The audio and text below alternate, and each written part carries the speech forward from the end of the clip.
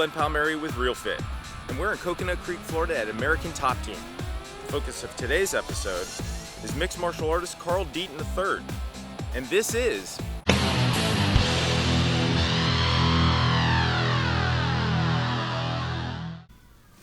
I'm being joined now by Carl Deaton III. Carl, thank you for joining us. Appreciate you taking time out of training for us. Thanks for having me. How exactly did you arrive in MMA? High school wrestling brought me into it, and after high school wrestling, I wasn't confident in pursuing my wrestling career on a collegiate level. So I ventured in and found a buddy that was grappling a Tuesday night in a church, and I started there and took my first grappling tournament in Michigan and won it 3 months later. And someone there was like, "Yo, kid, you fight too?" And I said no. And the coach I had at the time was like, he's like, "Yo, it's not a bad idea. We'll just, add in some training and maybe hit a boxing gym." So I did that, and then that's what started the fighting career. Would you say that you feel more comfortable on the ground, or it's just what the fighters gave you, and that's just kind of how, the submission came up or a knockout came out? But do you say that that's true, or do you feel more comfortable on the ground, or is it more of a striking that you prefer?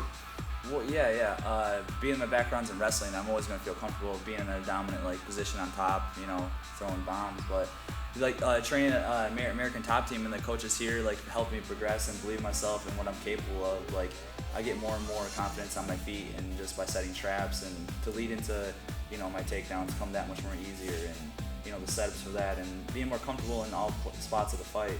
I do not want to go in there and just want to rush a takedown, because I just want I want them to give it to me, but I want to be able to set it up and dictate that. For sure. So do you have any long-term goals right now? Of course, I want to be an icon, man. I feel like no one is doing the Native American people out here justice like I'm about to do for them. So absolutely, hard work, dedication. Come know who you are. I'm a kid from the res in Michigan.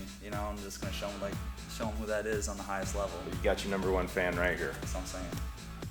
Obviously, you're a former fighter. Fought in the UFC.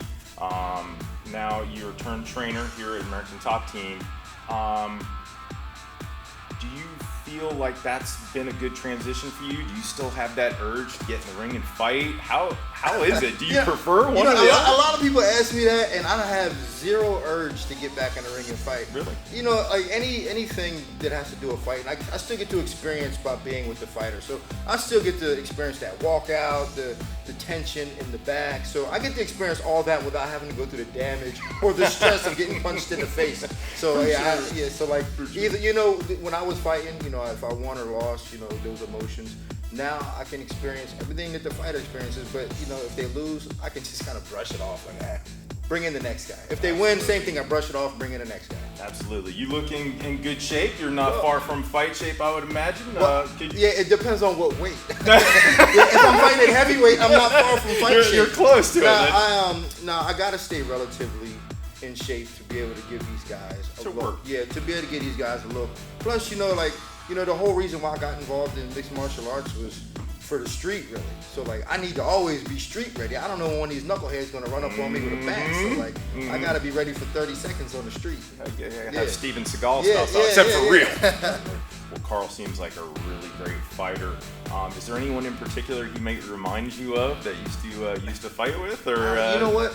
He's got such a unique style. I mean, he's really coming to his own, and I think that as opposed to comparing him to other guys, I feel like that in the future, once he really settles in and becomes his own unique guy, that people will be comparing themselves to him. He's got a lot of potential and a lot of ability. We all can't wait for that to happen. Can you take us through one of the workouts that you may do with Carl?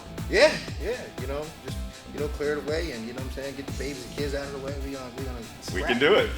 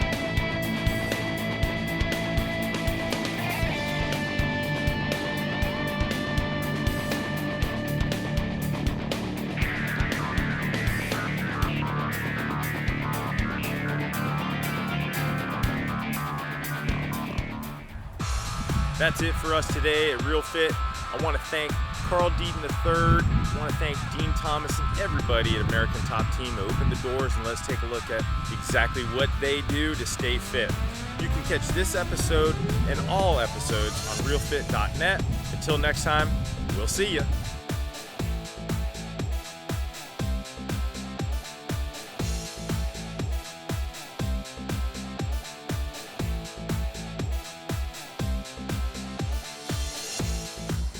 I'm Glenn Palmieri, and